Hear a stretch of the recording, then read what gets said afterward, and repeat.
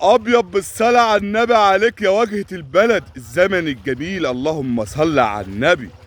هي واجهة البلد مرتاحة يا سيدي المعلمين؟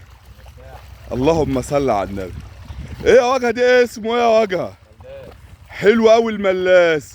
طب الملاس ده عشان خاطر ايه يا واجهة؟ عشان ان احنا نملي في العناية عشان نحافظ على المية وهي نازلة، ما تدهولش الذرة ويشرب وده واقف فيه المية. حلو حلو يا واجهة. احنا عاوزين ننصح اخواتنا الفلاحين اللي هم متضايقين من الدودة. هل انت عرفت تعالجها ولا لسه؟ لا ما عرفتش عليك. ما عرفتش تعالجها؟ طالما ما عرفتش تعالجها امال هتزرع ذره ليه يا واجهة البلد وتأذي نفسك؟ يعني هنعمل هنسيب الأرض بايرة؟ هتسيب الارض؟ اللهم صل على النبي. ما ينفعش تسيب الأرض بايرة. والله احنا بنناشد اخواتنا المزارعين الارشاد الزراعي ينزل يفيدنا في حكايه الدوده دي، زي ما وقف معانا في القمح وحصل فيه انتاجيه، وان شاء الله بعد سنتين ثلاثه نحصل على اكتفاء ذاتي.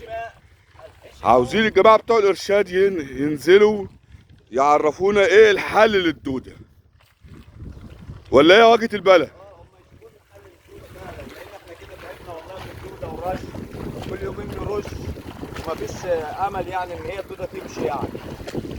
ولا على كلام من المنبر هذا بناشد الجماعة المتعلمين ينزلوا ويفهمونا الدنيا فيها ايه.